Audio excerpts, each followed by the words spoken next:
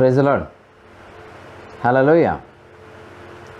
प्रभु यीशु मसीह के नाम से फेथ लाइफ एवेंजेलिकल मिनिस्ट्री फ्लम prayer centre daily God's inspiring word, दैनिक परमेश्वर के प्रेरणा का वचन के माध्यम से आप सबके सुबह के जय मसीह की। Praise the lord, hallelujah. आज के दिन भी मैं आपसे इस फेसबुक माध्यम से और यूट्यूब माध्यम से मुलाकात करने में मैं बहुत ही खुश हूँ। मेरे प्रियो, परमेश्वर हमारे मध्यम है, परमेश्वर हमारे अंदर है, परमेश्वर महान कार्य हमारे बीच में कर रहे हैं। परमेश्वर का सुरक्षा का हाथ हम सबके साथ है और परमेश्वर हमें लगातार आशीष करके आ रहे हैं। तो कल के दिन हम लोग ने इस बात को हमने देखा कि हम परमेश्वर के हमारे अंदर पूरा एक पूर्ण रीति से एक परिवर्तित जीवन के बारे में देखा और हमारे एक नमूना के जीवन के बारे में हमने देखा। एग्जाम्पलरी लाइफ, एक नमूना के जीवन। ये नमूना के जीवन हमारे लिए जरूरी है, हम जी के दिखाना होगा कि इसलिए मत्ती 5:16 में यीशु मसीह ने इस बात के कहा कि तुम्हारा भला काम, तुम्हारा प्रकाश मनुष्य के सामने इस प्रकार से चमके, तुम्हारे जीवन लोग से बातें करें, हमारे जीवन लोगों को बदलाएं, हमारे जीवन लोगों को प्रभावित करें। ये यीशु मसीह की शिक्षा है। आज भी मैं इस शिक्षा के अंदर एक और बातों में डालना चाहूँगा, वो है भयभीत यानी भय से मुक्त जीवन। डू नॉट बी अफ्रेड, आप डरो मत या भय मत खाना। क्यों? हमें डरना क्यों नहीं, हमें भय क्यों नहीं खाना? क्या है, किस लिए परमेश्वर इस बात को कहते हैं? वो एक पुराने नियम में एक एग्जाम्पल के द्वारा हम शुरुआत करेंगे। आइए हम बाइबल से पढ़ेंगे दूसरा राजा की किताब 6 अध्याय और उसका 16 वचन से हम पढ़ेंगे। दूसरा राजा की किताब 16 अध्याय 6 अध्याय उसका 16 वचन। उसने कहा मत डर, क्योंकि जो हमारी ओर है वो उनसे अधिक है जो उनकी ओर है। मत डर, क्योंकि जो हमारी ओर है वो उनसे अधिक है। यहाँ पर एलीशा इस प्रकार से अपने सेवक को उत्तर दिया। क्या उत्तर दिया? सेवक आके जब देखता वहाँ बहुत बड़ा सेना उन्हें घेरे हुए नजर आ रहा है, तब वो इस प्रकार से चिल्ला के वो बातें कर रहा। मैं आपको 15 वचन में पढ़ना चाहूँगा। बोर को परमेश्वर का भक्त टहलता हुआ उठा और निकल कर क्या देखता है कि घोड़ों और रथों समेत एक दल नगर को घेरे हुए पड़ा है। तब उसके सेवक उनसे कहा, हाय मेरा स्वामी, हाय क्या करें? तब कहता मत डर। क्यों नहीं डरना है? कि हमारे ओर जो है वो इनसे अधिक है। हमारे ओर जो परमेश्वर है वो इनसे अधिक है हमारे पास, इसलिए उनसे मत डरो, उनसे भय मत खा। प्रियो, हमारे जिंदगी में भय एक बहुत ही अहम भूमिका है। यहाँ पर इसी बैकग्राउंड का आपको मैं बताना चाहूँगा। ये बैकग्राउंड क्या है कि आराम का राजा जो है वो इजराइल के विरोध में कई बार युद्ध के लिए वो कोशिश किया। जब भी उसने युद्ध के लिए कोशिश करता था और उसकी योजना बनाता था, वो एलीशा को मालूम पड़ जाता था। जैसे एलीशा को मालूम पड़ा, वो अपने राजा को बता देता, तुम बहुत सावधान हो जाओ और वहाँ पर अपने तैनात करो, अपने लोगों को तैनात करो, वो लड़ाई करने के लिए आ रहे हैं, योजना बना रहे हैं। तब वो राजा, आराम के राजा की बहुत बड़ा गुस्सा आया और वो इस प्रकार से अपनी लोगों के बीच में बोलने लगा, कोई ना कोई तो यहाँ से इजराइल राजा को बोलने वाला है या इजराइल राजा को सूचना देने वाला व्यक्ति इधर है। तब एक व्यक्ति, आपको मैं पढ़ाना चाहूँगा, उस वचन का आप समझने की कोशिश करिएगा। वह इस प्रकार से लिखा हुआ कि 11 वचन में लिखा है, मैं पढ़ता हूँ। इस कारण आराम के राजा का मन बहुत घबरा गया, अतः उसने अपने कर्मचारियों को बुलाकर उनसे पूछा, क्या तुम मुझे ना बताओगे कि हम लोगों में से कौन इजराइल के राजा के ओर है? और उसके एक कर्मचारी ने कहा, हे मेरे प्रभु, हे राजा, ऐसा नहीं, एलीशा जो इजराइल में भविष्यवक्ता है, वह इजराइल का राजा को वो बातें भी बता करता है जो तू सयान की कोठी में से बोलता है। तुम अंदर के तुम्हारे बेडरूम से तू जो बोलता है उसको वो जो दास जो भविष्यवक्ता है एलिसा उसका मालूम बढ़ जाता है। वो अपने राजा को बताता है। तब कहा नहीं, उसको नहीं छोड़ना है। किसको? एलिया को। मैं एलिसा को नहीं छोड़ूंगा। ऐसा करके यहाँ पर हम आगे के पढ़ेंगे। वहाँ इस प्रकार से लिखा हुआ कि राजा 13 वचन में आप पढ़ेंगे। राजा ने कहा जाकर देखो कि वो कहाँ है, तब मैं बेचकर उसे मंगाऊंगा। और उसके ये समाचार मिला वो दोदन में है। तब उसने वहाँ घोड़ों और रथों समेत एक भारी दल भेजा और उन्हें रात को आकर नगर को घेर लिया। देखिएगा, एक व्यक्ति को भविष्यवक्ता है, उस भविष्यवक्ता को परमेश्वर प्रकट करता था, जो अपनी बेडरूम के अंदर जो बातें करता है राजा, वो भी कई मील दूर पर अपने शयन कक्ष में जो वो बातें करता है, वो बातों को परमेश्वर से प्रकट करता है। प्रियो, मसीह हमारे लिए एक जीवन ऐसे दिए कि एक डरने का नहीं, भय का जीवन नहीं, लेकिन हमें हमारे अंदर सामर्थ का जीवन दिए हैं, प्रेम और सामर्थ के जीवन हमारे अंदर दिए हैं। और जिस वजह से आपको और मुझे परमेश्वर के जो दूसरे व्यक्ति क्या विचार करता है उससे भी हमें प्रकट करेगा। जुना नियम में जबकि यीशु मसीह क्रूस पर सब कुछ पूरा कर लिया और जो परमेश्वर ने हमारे लिए जो कुछ योजना बनाए वो सारे चीज़ हमारे लिए करके गए, और वो यीशु मसीह का क्रूस पर किया हुआ सारे काम का आज हम हमारे जीवन में प्रतिदिन अनुभव की रीति से हम एंजॉय करके आ रहे हैं। मेरा प्रिय, ऐसा तो यहाँ पर एलिसा के बारे में इस प्रकार से पढ़ते हैं, परमेश्वर से प्रकट करता था और राजा की बातों को उसके मालूम पड़ता था। मेरे प्रियो, भय हमारे जीवन में नहीं आना चाहिए। यदि हमें एक नमूना के जीवन में आगे बढ़ना है, प्रभु के लिए एक एग्जाम्पलर लाइफ जीना है, हमारे जीवन दूसरों का कार्य करना है, तो आपके अंदर मेरे अंदर पहले डर नामक चीज नहीं होना चाहिए। या इस डर जो शब्द है हमारे हृदय के शब्दकोश के अंदर उसके नाम को, उसी डर को हटा दीजिएगा। ये मैं मॉडर्न लैंग्वेज में कहूँ तो आपके जो फियर नामक जो चीज़ है आपके हृदय के जो डिक्शनरी में डिलीट कर दीजिए। क्यों? यहाँ प्रभु के दास के जो सेवक डर गया, उसका ये नहीं मालूम पड़ा, बाद में आप देखेंगे वो प्रार्थना कर रहा है, प्रभु जी मेरे सेवक का आंखें खोलो, तब उसके मालूम पड़ा कि वो उनके ओर से जो खड़े हैं उससे ज्यादा अधिक स्वर्गदूत हैं और सेना के साथ एलिसा के पास खड़े हैं, उसको वो लोग पहचाने। मेरे प्रियो, तो परमेश्वर हमारे संग है, परमेश्वर हमारे साथ है, इसलिए हमें डरने की जरूरत नहीं। मेरे प्रियो, यहाँ 1-2 वचन के द्वारा मैं आपको समझाने के लिए मैं चाहूंगा। 2 तिमोथी 1 उसका 7 में लिखा है, भय के नहीं लेकिन सामर्थ्य के, प्रेम के और संयम के आत्मा ने हमें प्रभु ने दी। हमें डरने की आत्मा नहीं, भय का आत्मा नहीं, और हमारे अंदर सामर्थ्य की, प्रेम की और संयम की आत्मा दी है। हमारे अंदर संयम दिए, प्रेम के दिए, सामर्थ्य की आत्मा दी है। तो हमारे अंदर सामर्थ्य है। यदि हमारे पास और सामर्थ्य है तो आप और हमें भय खाने की जरूरत नहीं है। अक्सर क्या होता है, हम परमेश्वर के लिए तो एक अच्छा जीवन जिएंगे वो तो बहुत इच्छा रखते हैं और एक नमूना के जीवन जीने के लिए प्रयत्न भी करते हैं, और लोगों को हमें इस प्रकार से दिखाना चाहते हैं मेरे द्वारा दूसरे लोग प्रभु को जाने, मेरे जीवन दूसरे से बातें करें, मेरे जो जीवन सच्ची रीति से परमेश्वर की ओर से जो दिया हुआ वचन के आधार पर और मैं आधीनता में जीते हुए एकदम एक मॉडल लाइफ जीना चाहूंगा। लेकिन परिस्थिति देखे हम डरते हैं। इन दिनों में मैं आपसे कहना चाहूंगा, हम में से कई लोग डरे हुए हैं। विशेष तौर पर ये कोरोना वायरस जो है ये कुछ भी नहीं, परमेश्वर के सामने ये कुछ भी नहीं। परमेश्वर सर्व महान परमेश्वर है, वो सर्वशक्तिमान है, और उसी परमेश्वर के सामने ये कुछ भी नहीं है। लेकिन आज हम क्या करते हैं, डरते हैं। दूसरा एक और डर क्या है, अभी लॉकडाउन बहुत दिन से चल रहा है।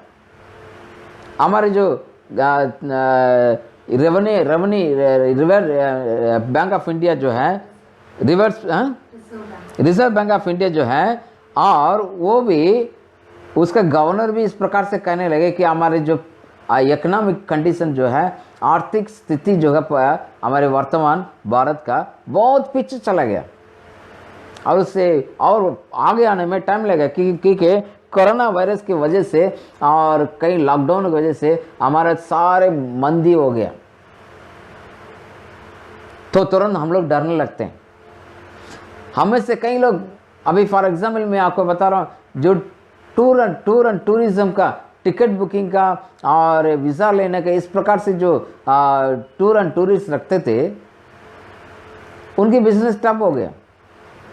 सोना के बिजनेस ठप हो गया क्योंकि उसका रेट बढ़ता जा रहा और लोग के पास पैसा नहीं है, वो ले नहीं पाएंगे। लोग कमाएंगे तभी पैसा आएगा तो खरीदेंगे, लोग के पास पैसा रहेगा तभी वो बाहर जाएंगे, लोग के पास पैसा रहेगा तभी वो बाहर जॉब के लिए भी जाते हैं, घूमने के लिए भी जाते हैं। अब कई लोगों का धंधा बंद है, कपड़े का दुकान बंद, बर्तन का दुकान बंद और गाड़ियों की रिपेयरिंग की दुकान बंद, और लोगों के पास रिपेयरिंग करने के लिए पैसा नहीं है, खरीदने के लिए पैसा नहीं है। इसको देख के हम डरते हैं क्योंकि दुनिया इस बात को बताता है अभी क्या होने वाला मालूम नहीं। अभी कोई पास्टर मेरे से बातें कर रहे थे, 2-3 साल तक तो हमारा मुश्किल है। कैसे ब्रदर? परमेश्वर कहता है जो इस संसार में जितने भी हैं उनसे महान और बड़े हमारे अंदर है, और वो इतना सर्वशक्तिमान परमेश्वर आपका क्या जानते हैं, आपकी क्या जरूरत है उसे पूर्ति करता। मत्ती 6:8 के अनुसार वो जानता है तुम्हारे क्या आवश्यकता है, वो जानता है प्रतिदिन तुम्हारा आवश्यकता क्या है। इसलिए 9वें वचन में उन्होंने सिखाया कि ऐसे इस प्रकार से प्रार्थना किया करो। प्रियो, हमें डरने की जरूरत है क्या? यदि आप पर हमें परमेश्वर में एक नमूना जीवन जीना है तो आपको भय न खाना है। एक वचन और मैं आप पढ़ाना चाहूँगा, बहुत ही इंटरेस्टिंग वचन है। ऐसा नबी किताब 8वां अध्याय उसके 11 से लेके 13 वचन तक मैं पढ़ाना चाहूँगा। 2 वचन मैं आपके बीच में रखूँगा। ऐसा नबी की किताब का एक 8वां अध्याय का 11 से 13। अक्सर हम लोग इसी वचन को काम में लेते हैं, और एक पादरी और एक पासवान इस वचन को काम में लेते हैं। इसलिए मैं आपको इस वचन के द्वारा थोड़ा समझाने के लिए चाहूँगा। पढ़ता हूँ, बड़े ध्यान से सुनिएगा। यशायाह 8:11 से 13। क्योंकि यहोवा दृढ़ता के साथ मुझसे बोला और इन लोगों से चाल चलने के मुझे मना किया और कहा, जिस बात को ये लोग राजद्रोह कहें उसके तुम राजद्रोह ना कहना, और जिस बात से वे डरते हैं उससे तुम ना डरना और ना भय खाना। सेनाओं के यहोवा ही को पवित्र जानना, उसी का डर मानना और उसी का भय रखना। देखिए क्या कहते हैं परमेश्वर, कहते हैं जो लोग जो इस संसार के साथ समझौता करना चाहते हैं मत करो, लेकिन डरो मत। डरोगे तो किसको? परमेश्वर से डरना। आज हमें परमेश्वर से डरना तो नहीं है। हमें से कई लोग नहीं डरते हैं, विशेष तौर पर जवान बच्चे बहुत ही खुलेआम मोबाइल के द्वारा परमेश्वर की आज्ञा को तोड़ते हैं। परमेश्वर भय जरा भी नहीं है लोगों के अंदर। क्या कह रहे हैं, क्या वो किसके साथ कैसे व्यवहार करते हैं, किस प्रकार से बातें करते हैं, किस प्रकार घर में अपने जो दबदबा रखना चाहते हैं। परमेश्वर का डरना है, लेकिन उसको छोड़ के सारे परमेश्वर के विरोध के काम करके प्रभु से डरने का छोड़ के इस संसार से डरते हैं, इस संसार की चीजों से डरते हैं, इस संसार के नियमों से डरते हैं। समझौता मत करो। एक और वचन आइएगा, हम पढ़ेंगे, बहुत ही अच्छा वचन है। वो ऐसा नबी का 41 का, ऐसा नबी का 41 का 10, उसमें यीशु मसीह परमेश्वर क्या कहते हैं देखिएगा। ये भी हमें मालूम है इस वचन। ऐसा नबी किताब 41 का 10वां वचन पढ़ेंगे। वहाँ इस प्रकार से बताते हैं, मत डर क्योंकि मैं तेरे संग हूँ, इधर उधर मत ताक क्योंकि मैं तेरा परमेश्वर हूँ, मैं तुझे दृढ़ करूंगा और तेरी सहायता करूंगा और धर्म में दाहिना हाथ से तुझे संभाला रखूंगा। डरो मत, कैसा भी परिस्थिति के ना परमेश्वर आपकी क्या करेगा, उससे बचा कर रखेगा, उससे बचा कर रखेगा। इसलिए जब परमेश्वर ने जब कहा, और मैं मेरे प्रियो इसे इस प्रकार से आप डरेंगे, वो एक बीमारी है, बीमारी सा है। डर एक बीमारी सा है, इसे मत भूलिएगा। डर ना केवल बीमारी सा है, और डर एक है वो इस प्रकार से अकेलेपन को महसूस करवा देता है। इसलिए जब परमेश्वर मूसा के बाद परमेश्वर यूसुफ के हाथ में जाशुआ के हाथ में दिया, यहोश के हाथ में, जब यहोश घबरा गया क्योंकि मैं तो छोटे उम्र का हूं, बड़े बड़े लोग हैं, मैं कैसे इनका अगुवाई करूंगा, तब परमेश्वर कहता कि तुम भय मत खाना। 1 अध्याय 8 और 9 वचन में पढ़ेंगे, वहां पर कहते हुए एंकरेज करते हुए नजर आ रहे, वो अकेलेपन में पड़ गया। मेरे प्रिय, भय आपको अकेले लेके जाएगा, अकेलेपन में लेके जाता है। और यहाँ पर फिलिपियों की पत्री 4 अध्याय और उसके 6 से 7वां वचन तक पौलुस क्या बताते हैं। फिलिपियों 4 अध्याय उसका मैं पढ़ता हूँ, ध्यान से सुनिएगा। फिलिपियों 4 का 6 से 7 यहाँ पर भी बताते हैं कि किसी भी बात की चिंता मत करो, परंतु हर एक बात को तुम्हारे निवेदन, प्रार्थना, विनती के द्वारा धन्यवाद के साथ परमेश्वर के सन्मुख उपस्थित किया जाए, तब परमेश्वर की शांति तुम्हारे सारे समझ से परे तुम्हारे हृदय और तुम्हारे विचारों को तुम मसीह में सुरक्षित रखेगी। इसलिए है भाई, जो बात सत्य है, जो बातें आदरणीय है, जो बातें उचित है, जो बातें पवित्र है, जो बातें सुहानी है, जो बातें मनमानी है, अर्थात जो सद्गुण और प्रशंसा की बातें, उन पर ध्यान। दुनिया के डर में मत जाओ, है ना, और इस चिंता मत करो, है ना, चिंता मत करो। चिंता करोगे आपको क्या, किसी भी बात की चिंता मत करो, है ना। और नीति वचन में भी कई बातें हैं, एक वचन पढ़ेंगे, नीति वचन एक वचन पढ़ेंगे, उसके बाद हम आगे बढ़ेंगे। नीति वचन मैं आपको पढ़ाना चाहूँगा, 3रा अध्याय, नीति वचन 3रा अध्याय